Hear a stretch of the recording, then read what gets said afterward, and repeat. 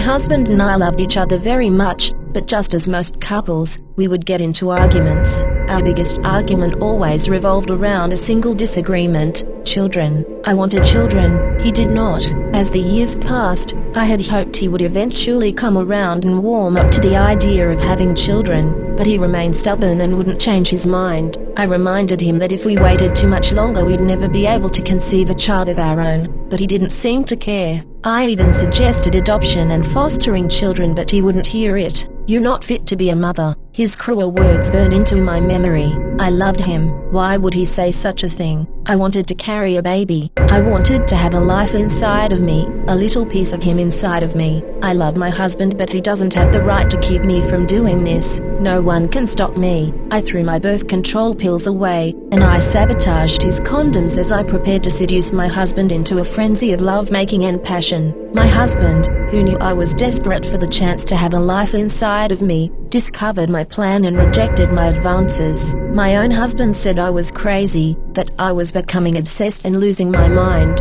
I loved him so much. How could he say such a horrid thing to me? I'm his loving wife. That night, I cried. I never cried so hard in all of my life. He didn't have the right to do this. I would have the life I so craved. It took me a week, but I had my next plan ready. This plan was foolproof. There would be nothing he could do about it. This time he wouldn't stop me. After he returned home from work, I offered him a beer after slipping a dose of crushed sleeping pills into the drink. He of course didn't taste any of the medicine as he greedily downed the offered beer. Within 20 minutes he was in a deep sleep, practically unconscious. I dragged my husband into our bedroom and onto the bed. I stripped off his clothes and began kissing his body all over. "You can't take this from me," I whispered into his ear as he remained blissfully unaware of what was about to happen to him. Hours passed as I had my way with his body. He didn't awaken from his drug-induced slumber. Not once did he feel my warm lips pressing constantly against his cool skin, enjoying every sensation I felt as I carefully finished my task. The bed sheets were soaked from my night activity,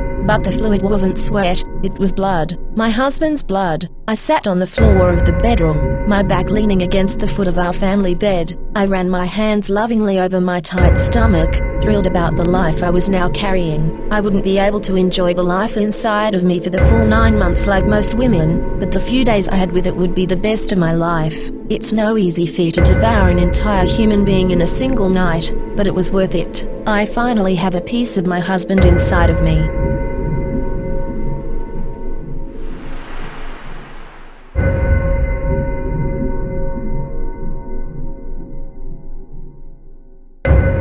A young girl named Lisa often had to spend time alone at home at night, as her parents worked late. They bought her a dog to keep her company and protect her. One night Lisa was awakened by a dripping sound. She got up and went to the kitchen to make sure the tap was off. As she was getting back into the bed, she stuck her hand under the bed, and the dog licked it. The dripping sound continued, so she went to the bathroom and made sure the tap was turned off there too. She went back to her bedroom and stuck her hand under the bed, and the dog licked it again. But the dripping continued, so she went outside and turned off all the faucets out there. She came back to bed, stuck her hand under it, and the dog licked it again. The dripping continued. Drip, drip, drip.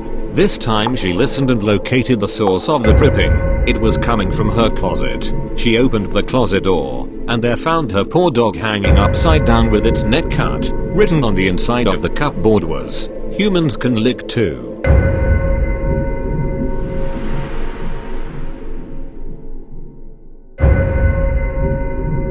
My wife is away at a conference for the weekend. She goes to a few of these every year for her work, so I'm used to having the house to myself for a few days. My typical MO while she's gone entails pizza, late night gaming, and even later night horror films. My only other companion in the house for the weekend is our dog, Jimly. Jim is a black and grey giant schnauzer, and he's the best dog to share a house with. He never barks or freaks out. He's calm, he listens well, and he's a big softie, or he was. Last night things changed. I had just gotten out of the shower and was getting ready to go to bed when I heard a noise from downstairs. The noise froze my blood in place. I'd never heard anything like it. It sounded like a wet, violent crunch. As I stood there, it dawned on me that Jimly wasn't in his bed in the corner of our room, so it must have been him making the noise. reassured by this, though not really sure what the hell he could have gotten into to make that noise. I edged toward the staircase to peer down into the living room.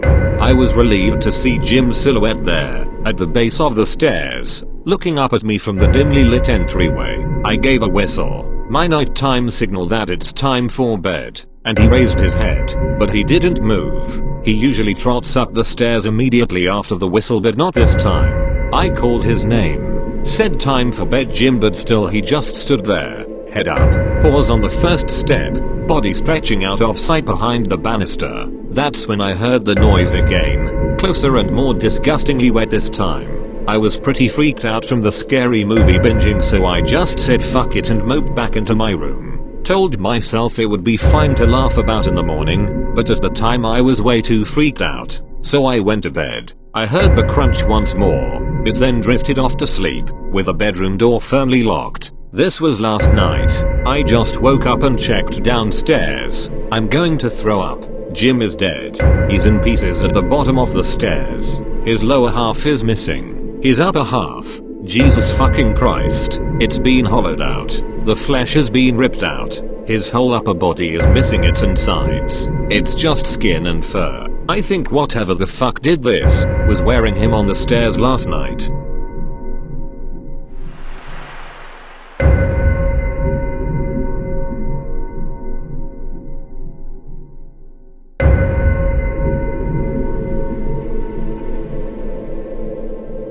When I wish my wife good morning, I'm just pretending. When I thank her for making breakfast, I'm just pretending. When she sees me off to work, I'm just pretending. When I get a call from home and say how much I miss her, I'm just pretending. When I come home and eat dinner, I'm just pretending. When her parents call, saying they want to visit for the first time in years, I'm just pretending. When the neighbors ask how I'm doing since the accident, I have to pretend. When I draw the curtains to make sure no one can see, I have to pretend. When my wife begins to smell, I have to pretend. When my wife begins to decompose, I have to pretend. When my wife wishes me good night, I have to pretend. Because if I stop pretending, the creature that is moving her corpse might stop pretending too.